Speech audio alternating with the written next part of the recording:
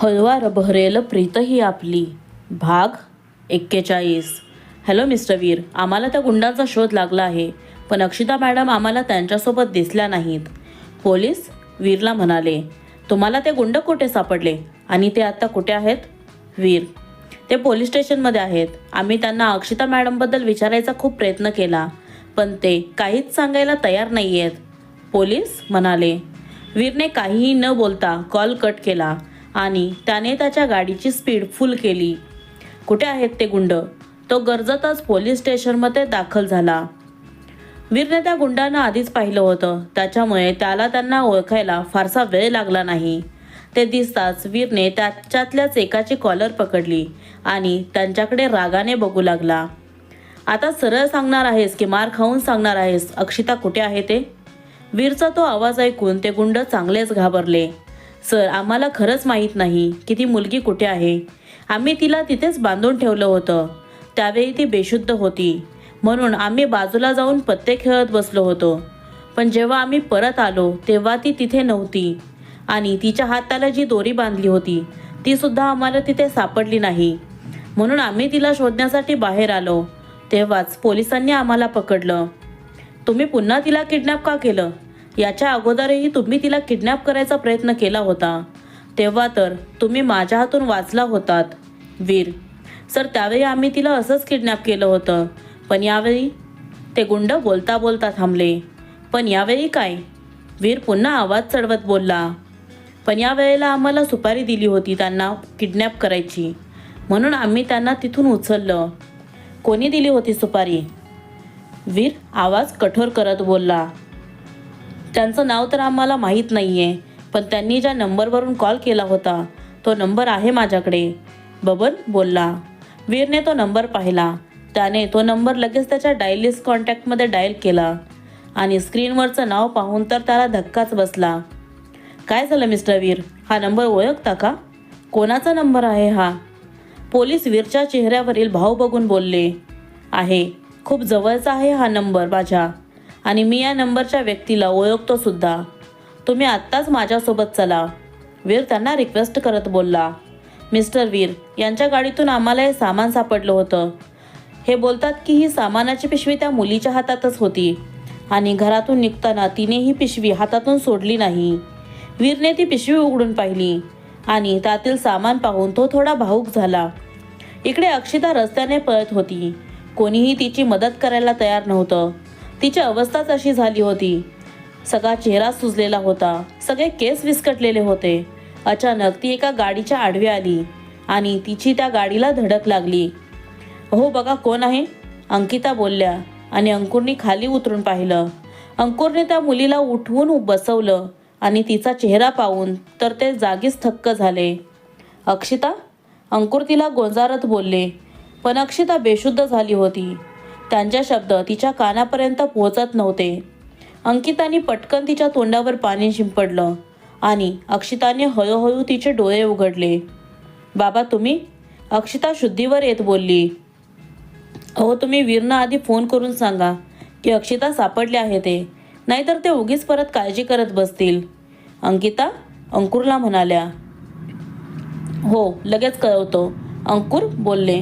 अक्षिता चल उठ, अंकिता तिला उठवत बोलल्या. पिहू, मी तुला मगाशी सांगितलं होतं की वीर तयार झाला का नाही ते बघ. तू बघितलंस का? कारण आता तनिषा सुद्धा आली आहे. लग्नाचा मुहूर्तही जवळ आलाय.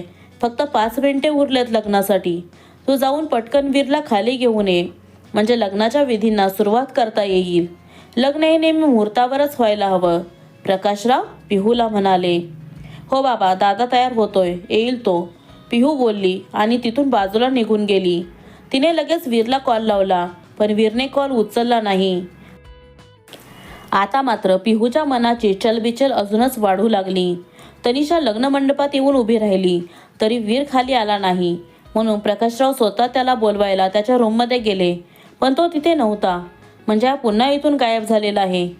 ते पायऱ्या उतरत खाली निघून आले. त्यांनी पिहूला धारेवर धरलं. म्हणजे तुला माहीत होतं की वीर घरात नाही येते? एवढा वेळ तो आमच्याशी खोटं बोलत होतीस तर? प्रकाशराव. नाही बाबा, मी तुमच्याशी. पिहू बोलतच होती की प्रकाशरावांनी तिच्यावर हात उगारला, पण पण त्यांचा हात हवेतच धरला गेला होता. तुमची हिंमत कशी झाली तिला मारायची, तेही तिची काहीही चूक नसताना? वीर प्रकाशरावांना म्हणाला, हे सगळं तुझ्यामुळे होतंय. आत्तापर्यंत मी माझ्या मुलीवरती कधीच हात उगारला नाही, पण ती तुझ्यामुळे खोटं बोलायला लागली. प्रकाशराव तावातावाने बोलले. फक्त मलाच खोटं बोलायला येतं का? दुसऱ्या कोणाला कधी खोटं बोलायला आयुष्यात जमतं की नाही? वीर त्यांच्यावर नजर रोखत बोलला. तुला नेमकं काय म्हणायचं आहे आणि तू नक्की कुठे गेला होतास? तनिषा मध्येच बोलली. अक्षिता आत ये, वीर बोलला आणि सगळ्यांच्या नजरा दरवाजाकडे वळल्या. तिची अशी अवस्था पाहून प्रत्येकाच्या मनात काही ना काहीतरी प्रश्न होतेच, पण तिच्यासोबत आलेल्या तिच्या आईवडिलांना बघून प्रकाशरावांच्या मनात अनेक प्रश्न उभे राहिले. अक्षिता तुला काय झालं? तनिषा तिच्याजवळ येत बोलली. इन्स्पेक्टर अटक करा यांना, याच आहेत ज्यांनी अक्षिताची अशी अवस्था केली आहे. वीर अनिताकडे बोट दाखवत बोलला. वीर काहीही काय बडबडतोयस? मी कशाला हिची अशी अवस्था करेन? अनिता स्वतःची बाजू सावरत बोलल्या. जर का तुम्ही काहीही केलेलं नाहीये तर मग हे सगळं कोणी केलं? का तुमच्या मोबाईलवरून तनिषाने जाऊन कॉल लावला होता आणि तिने सांगितलं का त्या गुंडांना की अक्षिताला इथून किडनॅप करायला? वीर रागाने बोलला आणि तनिषा चपापली. हे बघ वीर, असं काही नाहीये. कदाचित त्यांना चुकीचा नंबर मिळाला असेल. असं माझ्या मोबाईलवरून कोणी का फोन करेल? आणि अक्षिताला तर आम्ही सगळ्यांनी एक्सेप्ट केलंय, मग आम्ही तिला किडनॅप का करू? अनिता बोलल्या. कारण त्या गुंडांनी तुमचं नाव सांगितलंय. वीर मॉम, हे सगळं काय आहे? आणि त्या गुंडांना पैसे ऑफर केले होतेस ना, तरीही त्यांनी तुझं नाव कसं काय सांगितलं? तनिषा अक्षितापासून दूर जात बोलली. पोलिसांना घाबरले असतील. अनिता हळू आवाजात बोलल्या. आता सगळं सत्य तुम्ही सांगताय का मी सांगू सगळ्यांना? वीर अरे पण जर मी काही केलं नाही तर मग कोणतं सत्य तू सगळ्यांना सांगणार आहेस? अनिता बोलल्या. ठीक आहे, मग मी सांगतो, वीर बोलला आणि सगळ्यांच्या नजरा त्याच्याकडे वळल्या. तो काय सांगणार आहे याकडे सगळ्यांचं लक्ष लागलं होतं. तुला जे काही बोलायचं आहे ते पटकन बोल, पार्वती म्हणाल्या. तनिषाला अजूनही असं वाटतंय की अक्षितामुळे आमच्या दोघांचं लग्न मोडतंय, म्हणून अनिता आंटींनी आणि तनिषांनी दोघांनी असा प्लॅन केला होता की अक्षिताला इथून किडनॅप करायचं आणि जोपर्यंत आमचं लग्न होत नाही तोपर्यंत आम्हाला सोडायचं नाही. वीर अरे काय सांगतोयस वीर? पार्वती म्हणाल्या. मी बरोबर सांगतोय आजी, पण तनिषाचा हा गैरसमज होता की तिच्यामुळे आपलं लग्न मोडणार आहे. खरं तर मीच तिच्याशी हे लग्न मोडणार होतो. वीर बोलला आणि तनिषा शॉक झाली. तुला नेमकं काय म्हणायचं आहे वीर? तो माझ्याशी लग्न मोडणार होतास, पण का? मला माहिती आहे तू हे सगळं अक्षितामुळेच बोलतोयस. तुला ही आवडायला लागली आहे ना? ती सतत तुझ्या मागे मागे करत असते आणि तूही तिला कधीच एकटं सोडत नाहीस. याचा मला आधीच डाऊट आला होता, तरीही मी हे सगळं सहन करत होते. पण आत्ता मला कळतंय की हे सगळं तू आधीच ठरवलं होतंस. तनिषा ओ अच्छा, म्हणजे तुला आमच्या दोघांवरती डाऊट होता म्हणून तू अक्षिताला किडनॅप केलंस? वीर तिच्यावर नजर रोखत बोलला. मी अक्षिताला किडनॅप केलेलं नाहीये वीर, ही गोष्ट मी तुला किती वेळा सांगू? तनिषा जर मग तू तिला किडनॅप केलं नव्हतं तर मग कोणी किडनॅप केलं होतं तिला? वीर हा सगळा मॉमचा प्लॅन होता आणि मॉमला मीच सांगितलं होतं की अक्षिता मला आपल्या दोघांच्या लग्नामध्ये नको आहे, म्हणून तिने गुंडांना फोन करून सांगितलं की अक्षिताला इथून येऊन किडनॅप करायचं आहे म्हणून. तनिषा एका दमात सगळं बोलून मोकळी झाली. तनू अनिता डोळे मोठे करत बोलल्या. अनिता आंटी आता त्याची काहीही गरज नाहीये. जे सगळ्यांना ऐकायचं होतं ते तर आधी तिने सगळ्यांना सांगून टाकलेलंच आहे. मग आता डोळे मोठे करून तर काहीच फायदा होणार नाही. आणि मुळात हे ज्यांनी ऐकायला हवं म्हणजे पोलिसांनी, त्यांनी सुद्धा हे ऐकलं आहे. याच्यापेक्षा मोठा पुरावा त्यांना काय हवा असेल? वीर पण मी हे सगळं आपल्या दोघांसाठीच केलंय. तू हे लग्न मोडू नकोस, तनिषा वीरला कळवळीने सांगत होती.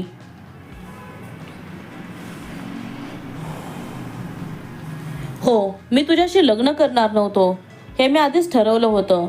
इवन घरातल्या कित्येकांना हे माहीत सुद्धा होतं की मी तुझ्याशी लग्न करणार नाहीये. हे फक्त एक नाटक आहे. तरीही मी हे नाटक कंटिन्यू केलं. लग्नाच्या सगळ्या विधी केल्या. तुला माहिती आहे मी हे सगळं का केलं? वीर बोलला आणि तनिषा मात्र रागाने वीरकडे बघू लागली. वीर पण तनिषाला तुमच्या दोघांच्या नात्याची काळजी वाटत होती. तुझ्यापासून दूर जाणं हे तिला आधीपासूनच पटत नव्हतं. आणि आईला आपल्या मुलीची काळजी असते म्हणून अनिताने तिची साथ दिली असेल. पण म्हणून कदाचित तिने असं केलं असेल. पण तू तिच्याशी लग्न कसं काय मोडू शकतोस? शशिकांत, तुम्हाला माहिती आहे तुमच्या मुलीने काय केलंय ते? वीर त्यांच्याकडे एक रागीट कटाक्ष टाकत बोलला. असं काय केलंय तिने की तू इतक्या गंभीरपणे बोलतोयस? शशिकांत, तुम्ही अनिता आंटीशी लग्न का केलं? कारण त्यांची खूप प्रॉपर्टी आहे. त्यांना घर जावई हवा होता आणि तुम्ही घर जावई व्हायला तयारही झालात म्हणून त्यांनी तुमच्याशी लग्न केलं, हो की नाही? वीर, मग त्याचा इथे काय संबंध आहे? शशिकांत, संबंध कसा नाही? संस्कार तर आईकडून आणि वडिलांकडूनच येतात ना मुलांच्यामध्ये. आणि तुमच्या मुलीनेही तेच केलं. तुमच्या मुलीला मी तिचा नवरा म्हणून नको होतो, तर तिच्या हातातली बाहुली म्हणून वावरणारा एक नोकर म्हणून हवा होतो. मी जसं म्हणेल तसं करायचं.